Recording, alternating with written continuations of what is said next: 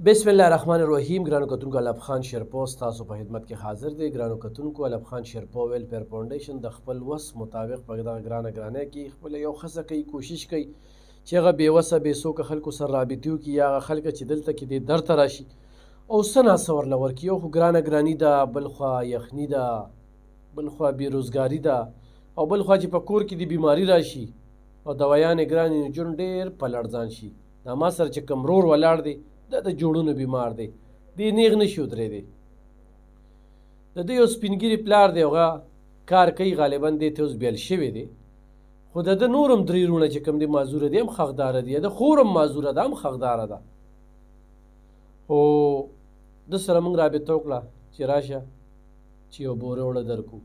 زه د جلوزو دغه خور ډېره زیاته مننه کوم چې هغې ویې یاره زما په ذریعه به خلکو ته اوړه ورکړي، او خلکو ته د اوړو دومره ضرورت دی. په 300 400 200 باندې بوره اوړه، ارزان اوړه خو په دې 400 کې موږ ونه لیدل چې چا حجرو ته ځي، څوک یې خرڅوي، کوم ځای کې میلاویږي. موږ خو چېرته نه ګاډي ولیده او نه خلک راته دا ټلیفونونه کوي.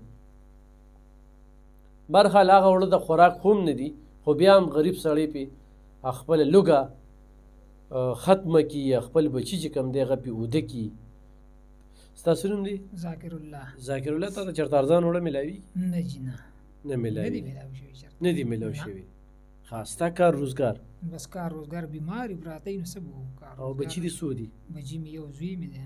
ښه، هغه والد صاحب نه ځان خبرې؟ والد صاحب مې بس ټیم دی پاس کېږي مړه، بس کار کوي؟ څه به کار وکړي، او ځان له تاسو ته پته ده چې کمزوری شوی دی نو. او درې وروڼه بیماران دي بالکل، هم د جوړونو دغه دي. پلار ته رابطه وکړې نو را به شي، بیا به یو بوره اوړه ورکړم. صحیح ده، صحیح ده، صحیح ده، صحیح ده انشاءالله. ګرانو کتونکو، علب خان شیرپو ویلفیر فاونډیشن د خپل وس مطابق دغه کار کوي. زه د جلوزو دغه خوراکې الله پاک درته آباده، خوشحاله، بریالی ساتي. دا نن چې دی لږ ته دا بورې وړه ځي، دله غوړي هم پکارو، دله چیني هم پکارو، دته نور څیزونه هم پکارو. دی مسلسل په رابطه کې وي، یاره څه خوشته دی نو وړه وکړو. نه نشته غوړي چې هېڅ هم نه و. ستاسو نه ماسې تپوس کوم چې نور څه شته که نه، صرف وړه دي. لکه د دوی د دې ځای نه یو تمه وي چې یاره نور څه به یوسو، داسې راځي په میاشت کې څه ناڅه ورکوو. نو خو ستاسو مرستې را سره روانې وي، دا الله سره تجارت دی. ښه، دې نه سیاست مه جوړوئ، نه موږ د چا نه ووټ غواړو، نه ترې نوټ غواړو، نه په چا احسان کوو، نه د چا احسان اخلو. څو پورې چې سیاسي او صحافتي خبرې وي، هغې خبرو نه موږ څوک منې کولی نه شي. زموږ خپلې خبرې دي، دا زموږ د آخرت ګټه ده. په دې کې زموږ نیت هرې پارټۍ سره چې دی چې غریب دی نه هغه حقدار دی، او چې موږ سره وي نه هغه له به موږ ورکوو. را روانه روژه ده، په دغه روژه کې هم درته تمه ساتو چې انشاءالله داسې قسمه خلکه مستفید کو او داسې قسمه خلکو سره مدد وکړو.